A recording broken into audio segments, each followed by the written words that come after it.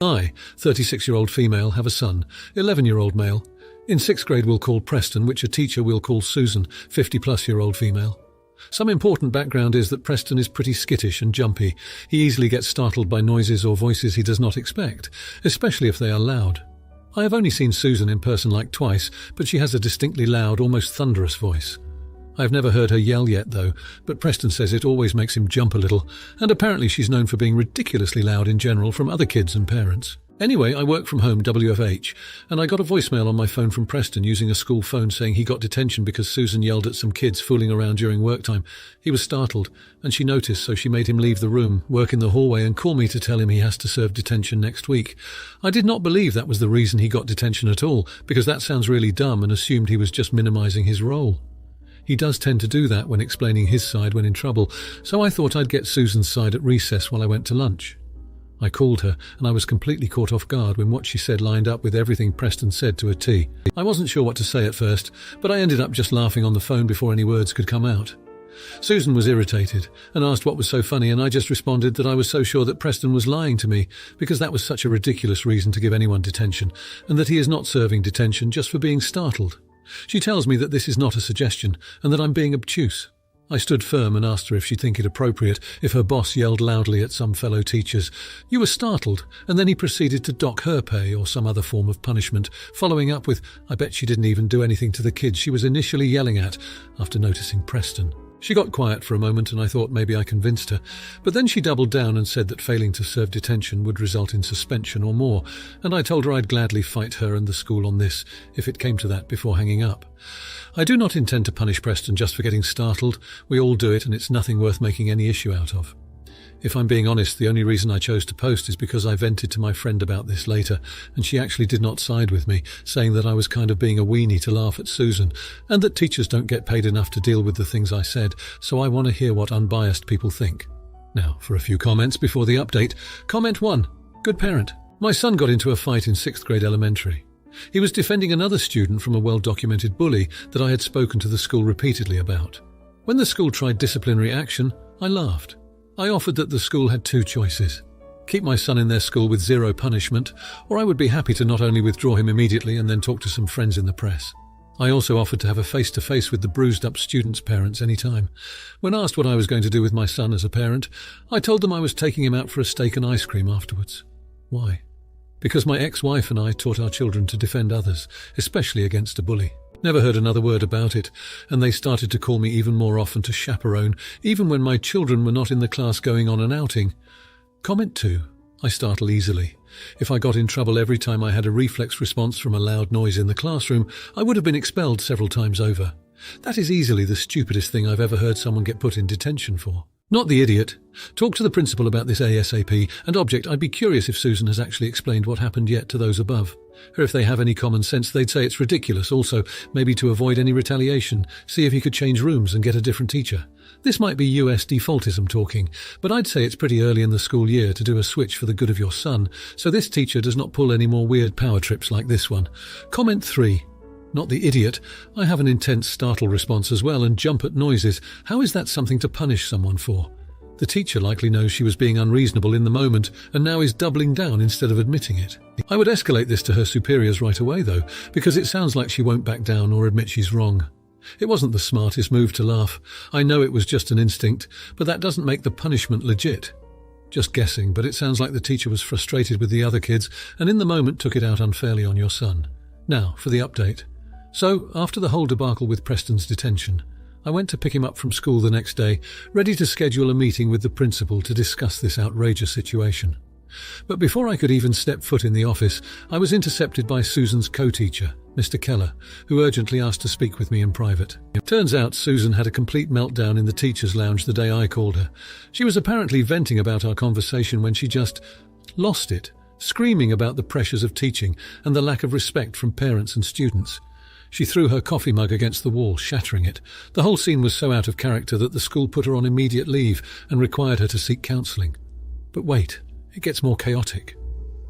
The school board got wind of the incident and launched an investigation into the school's environment. They interviewed students, parents and teachers and uncovered a simmering pot of discontent and stress that had been building long before Preston's detention. It was like one of those investigative pieces you see on the news. During the investigation, several students corroborated Preston's story, saying that Susan had been unusually edgy for weeks, snapping at students over minor things. And as it turns out, there was a whole group of parents who had similar concerns about the school's handling of disciplinary actions, but felt too intimidated to speak up. The school became the centre of local media attention for a few days. Everyone was talking about it. News vans camped outside, reporters interviewing anyone they could. It was surreal. The climax. The principal announced a new initiative for mental health resources and support for teachers, as well as a revised disciplinary policy for students. They even organised a town hall meeting for parents and faculty to open lines of communication and work on rebuilding trust. As for Preston, his detention was quietly swept under the rug in light of everything else. He's doing fine now. The school is working hard to move past this, and they've even brought in a temporary teacher who is an absolute gem. And Susan? I heard she's taking time to recover and reassess her career, which I think is for the best. I hope she finds the help she needs. After the storm we've been through, it feels like we're finally seeing some rays of hope for a better, more understanding school environment. Now for the comments. Comment 1. Not the idiot. It's clear that Preston's situation was a catalyst for uncovering systemic issues within the school that needed to be addressed. While it's unfortunate that Preston was given an undeserved detention, the positive outcome is the school's acknowledgement of a broader problem. The implementation of mental health resources is a crucial step in the right direction. It's essential for educational institutions to support the mental well-being of both their staff and students. The fact that the school is taking measures to revise their disciplinary policy shows a willingness to improve and adapt, which is commendable. The town hall meeting is also an excellent initiative to foster open communication and repair trust. It seems like the school is on a path to creating a more supportive and understanding environment, which will ultimately benefit everyone involved. Comment 2. Not the idiot. The teacher's meltdown and the subsequent investigation reveal that the issue is not about a single detention, but about the overall health of the school's ecosystem. It's important to recognise that teachers are under immense pressure, and without proper support, their stress can inadvertently affect their students. Preston's detention might have been a symptom of Susan's stress, rather than a reflection of Preston's behaviour. The school's response in providing mental health resources indicates a commitment to addressing these pressures. Moreover, the support for teachers can help prevent future incidents. It's encouraging to see that the school is considering the well-being of its educators, which in turn can create a more positive learning environment for the students. In this situation, it seems like the school's systemic shortcomings were brought to light, and they are taking steps to remedy them, which is the responsible course of action. Comment 3. Not the idiot. The investigation by the school board and the subsequent actions taken by the school demonstrate a proactive approach to a serious issue. It is often easy for institutions to scapegoat individuals rather than address the underlying problems. In this case, the school could have simply disciplined Susan and moved on, but they chose to look deeper into the discontent and stress levels among all stakeholders. This shows a level of self-reflection and commitment to holistic improvement that is praiseworthy. The media attention could have been a source of embarrassment, but instead the principal used it as an opportunity to advocate for necessary changes and to be transparent about the challenges the school faces. This kind of leadership can have a significant impact on school culture and can serve as an example for other schools facing similar situations. It's also worth noting that the temporary teacher brought in is an indication of the school's dedication to continuity in education, even amidst turmoil. Now, for the next story. Can't actually believe I'm writing this post. My ex and I have a 3-year-old. She's amazing and loves her daddy. It was his birthday on Monday, so I let my daughter grab some bits for him. There's a football stall in our local shopping centre. They had squeezy balls for each team. My daughter knows that her dad loves football and also the colour blue, so she picked out a blue one for him. I knew it wasn't his team, but there's nothing on the actual ball. It just said the team on the wrapper. She bought it, we left, everything got wrapped up. We were with him when he opened them. His face fell and he dropped the ball like it burned him when he opened it. His mum gave him the evil eye, so he did the clearly fake thank you, and then our daughter was disinterested. He was off with me the whole day, and last night called me a witch for doing that to him. I asked what he meant. He said I knew he hates that team. I didn't. I used to ignore his football rants, and that he thinks it's shitty that I used our daughter as an excuse to upset him. I explained that she picked it out, and he claimed I should have corrected her because he hates the gift. I called him a child. His mum has since texted me apologising, but in an even though it's your fault way. She's usually on my side, so now I'm half thinking it's my fault in some sort of way. I did know he doesn't support that team and my daughter would have been corrected easily, so I probably should have done it anyway. So, am I the idiot? Now for a few comments before the update. Comment 1. Sorry against others' opinions, you're the idiot, but not for allowing your daughter to pick that out for him, but because you knew better and seemingly did nothing to change your daughter's mind, and you did it out of spite and evil intent and you know it. Basically, you used her to dig at your ex. He was a jerk for his reaction, but you chose to not be the better person. The others' comments probably don't have a team that they are ardent fans of, so they don't have perspective. Yes, a child's love is way more important, but that doesn't diminish the fact that you chose to use this opportunity and your daughter to get a reaction out of her father. I hope you grow from this. It was immature, and you will probably realize it when you get older. To add, it was also totally disrespectful to your ex. I'm sure he's done things to you as well, but in this case you used your plural daughter, and that is the shameful part. Comment 2. I'm assuming by the language that you are potentially from the UK. Being a football fan raised by a football fan, everyone sucks here. These colours might seem entirely meaningless, but to die-hard fans, they mean something. These are old, long-standing rivalries, issues with religion and traumatic events. For example, you don't buy a Celtic fan a Rangers ball because there is a lot of actual hate there, not just rivalry. I know it is stupid, but it has become part of the sport now. You could have easily pointed your daughter to a different ball, and he could have acted like an adult about it. Comment 3. Not the idiot. Who says they hate a gift, let alone one picked out by a 3-year-old? Sure, some football fans can be pretty intense in their hatred for rival football teams, so it doesn't hugely surprise me that he saw this as an attempt to upset him. But he's not your partner. He's her dad. So letting your daughter choose the gifts was reasonably a higher priority to you than anticipating a grown man would be upset by the wrapper on a toy. Now, for the update. After the fiasco with the football team gift, I thought my ex would simmer down and we could move past it. But nope. This story took a turn for the soap opera level of drama. Last Tuesday I got a call from the school saying my daughter was very upset and kept asking for her daddy. I rushed over, and as I'm trying to comfort her, she sobs out that daddy's mad and doesn't want to see her anymore because of the blue ball. My heart sank. My ex had actually told our little girl that he was upset with her over the gift. I was seething. I confronted him that evening and things escalated quickly. Voices were raised and accusations were thrown. I told him he was being ridiculous and damaging our daughter with his pettiness. He yelled back that I should have known better and that I was using our daughter to get at him. It was a mess. The next day my phone was blowing up with messages from his family, some supportive, some not so much.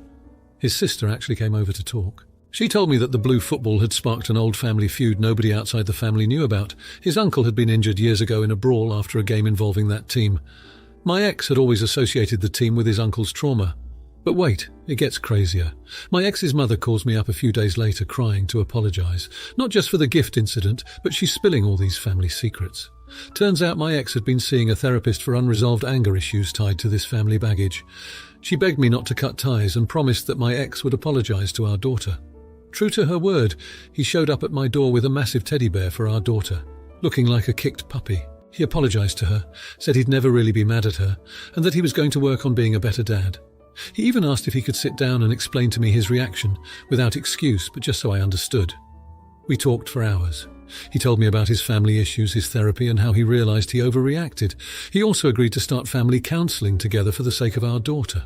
As for the blue squeezy ball, our daughter decided that the teddy bear needed it more than Daddy did, so now it's tucked under the bear's arm, and she says it protects him from being sad. So there you have it.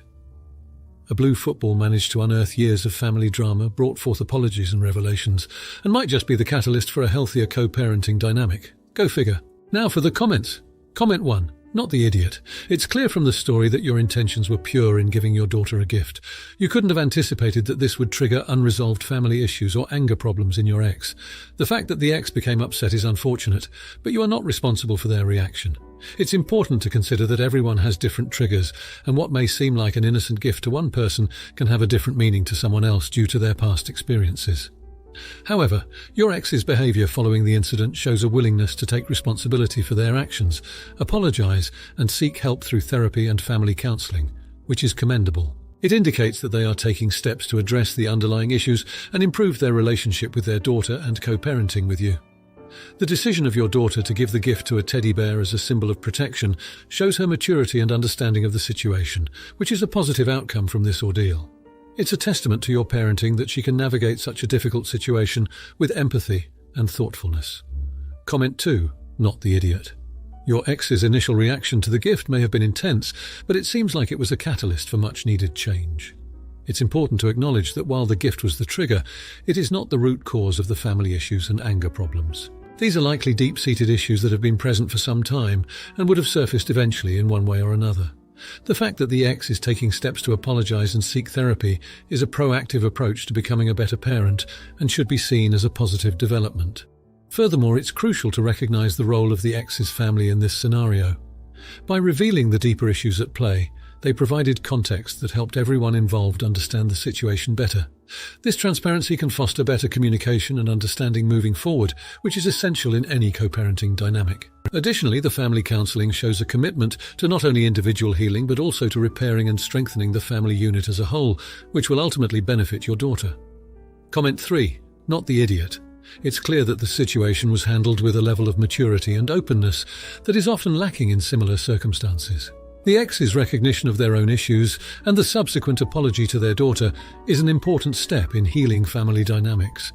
It's not uncommon for gifts to inadvertently become emotional triggers, and the fact that your ex is seeking help shows their commitment to change and to being a better parent. The daughter's decision to give the gift to her teddy bear signifies her ability to transform a negative situation into one of empowerment and healing. This not only shows her resilience, but also her capacity for forgiveness and understanding, qualities that are important for her emotional development. The potential positive change in your co-parenting relationship cannot be understated. When one parent takes steps to improve themselves, it can set a precedent for mutual growth and cooperation, leading to a healthier environment for the child to grow up in. This story can serve as a reminder that even in difficult situations, there is always room for growth and positive change. Now, for the next story. I'm getting married this year and asked a close high school friend to be in my wedding party. We've been friends for a long time, see each other almost every other week and generally get along super well and have never fought until now. Since high school, she's always been a yo-yo dieter and will cycle through gaining weight and losing weight. This is something that I've never talked to her about, nor do I have a strong opinion about, as it's her body. The most I get involved is that when she brings up trying to exercise more, I'll invite her out on hikes with me, walks, etc. When I asked her to be my bridesmaid, she was ecstatic and everything was great until she mentioned to me that she bought her bridesmaid dress 3 sizes smaller than her current size. She said that my wedding was going to be a great motivator to lose weight. 3 sizes was quite aggressive in my opinion, as it would put her at a weight that she hasn't been since college. I didn't say anything though, as I wanted to give her the benefit of the doubt. After a couple of months of seeing no progress though, I quietly bought her the same exact dress in a larger size. Come this past week, she called me in tears, saying that she didn't think that she could fit into her bridesmaid dress and felt horrible for ruining the dress code. The one she picked was now sold out, and she was panicking that she couldn't get another dress in time. It was at this time that I mentioned I actually bought her the same dress in a different size and was happy to gift it to her free of charge since she already paid for the first one. When she heard this, she blew up and accused me of being a bad friend for never believing in her. She said that my doubt was offensive and that I must have been planning for this to happen. I told her that I just cared about her and obviously wouldn't have mentioned the dress if she had lost the weight, but she herself brought up that she couldn't fit in her current dress, so I wasn't sure what she's mad about. She's now threatening to drop out of the wedding party, and some of our mutual friends think I was kind of an AH for not being supportive enough. But I also don't know what they expected me to do either. Now, for a few comments before the update. Comment 1. Not the idiot. I was a maid of honour and was going to get a dress 1 size smaller. My BFF convinced me to get the current size in case something came up. I lost the weight, but on the day of the wedding I tried to unzip the dress, only to find out that the zipper was broken. I was panicking. It didn't even occur to my fool to try on the dress before the wedding. Thankfully, BC, I lost weight. I was able to get into the dress without unzipping it. I was so lucky. Trying to lose 3 dress sizes before the wedding is insane. Comment 2. Not the idiot. My maid of honour did the same thing. Only it was 1 size smaller, and guess what? She couldn't fit into it. So off to Fabricland we went to find some fabric close enough to complement the dress, and my seamstress turned her dress into a lace-up corset back. I'm about to be a matron of honour for a friend, and I will be buying the size I wear now. If I lose weight, great, but it's too important of a day to risk letting my friend down over sometime trivial as a dress size. Comment 3. She's now threatening to drop out of the wedding party. Well, tell her you're sorry she feels that way, and that you're accepting she needs time to process this. That you hope once she does so, she will still want to be in the wedding party, but that you'll understand if she will feel otherwise. And then go on with your life. With her in or out of it, just don't fall for the drama trap with more drama. I think you've been a thoughtful and considerate friend. Not the idiot now. For the update. It's been a month since I last posted about the bridesmaid dress issue with my friend, and I wish I had better news to share. The wedding is 2 weeks away, and the situation with my friend, let's call her Sarah, has only deteriorated. After our blow-up, we took some time apart, hoping to cool off. I reached out to her to try and mend fences, but it seems my attempt backfired. During our break, Sarah doubled down on her weight loss efforts, but instead of losing weight, she ended up hospitalized due to complications from an extreme diet. It was a heart-wrenching call to receive. I visited her in the hospital, and we both cried. It was clear that the pressure of the wedding and fitting into the dress had pushed her too far. I told her health was more important than any dress, but she was inconsolable, feeling like she'd failed herself and me. As if things couldn't get worse, while Sarah was recovering, her mother was diagnosed with a serious illness. Sarah decided to move back home to help care for her. Between the recovery and her mother's health, she officially dropped out of the wedding party. She apologized for the previous argument, but the pain in her voice was palpable. I reassured her that our friendship was more important than any role in my wedding, but I can't shake the guilt that my wedding contributed to her stress. The mutual friends who thought I should have been more supportive have been quiet since the hospitalization, but the damage is done. I feel like I've lost a piece of my heart with Sarah dropping out, and the joy of my upcoming wedding is now tinged with sadness. I'm grappling with the guilt of whether I could have approached the situation with her differently and possibly prevented all this. Now, I'm left with a larger-sized dress hanging in my closet, a stark reminder of my lost bridesmaid and the unforeseen consequences of what I thought was a helpful gesture. The closer the wedding gets, the heavier my heart feels, knowing Sarah won't be standing beside me, not because of the dress, but because life threw us such an unexpected and painful curveball. Now for the comments. Comment 1. Not the idiot. It's clear that you are feeling a profound sense of guilt and regret over what has transpired with Sarah. It's important, however, to recognize that Sarah's choices, including her extreme diet, were ultimately her own. While the situation surrounding the bridesmaid dress may have been the catalyst for her actions, it is not solely your responsibility that she chose to pursue an unhealthy method to fit into the dress.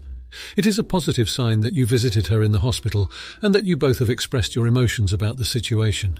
This indicates that you care deeply for your friend and that you are willing to confront difficult feelings to mend the relationship. Sarah's decision to drop out of the wedding party to care for her mother is a separate issue, and one that should be respected without any feelings of resentment. It's a difficult time for her, and she needs support. As for the upcoming wedding, it's natural to feel a sense of sadness and loss, but this could be an opportunity for introspection and growth. It may be helpful to reach out to Sarah and offer support during her mother's illness, as this could help heal the relationship and alleviate some of your guilt.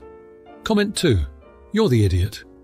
While Sarah did ultimately make her own choices regarding her health and diet, as a friend, it was your responsibility to ensure that the demands of being part of your wedding were reasonable. Your regret seems sincere, but it doesn't absolve the pressure you may have inadvertently placed on her.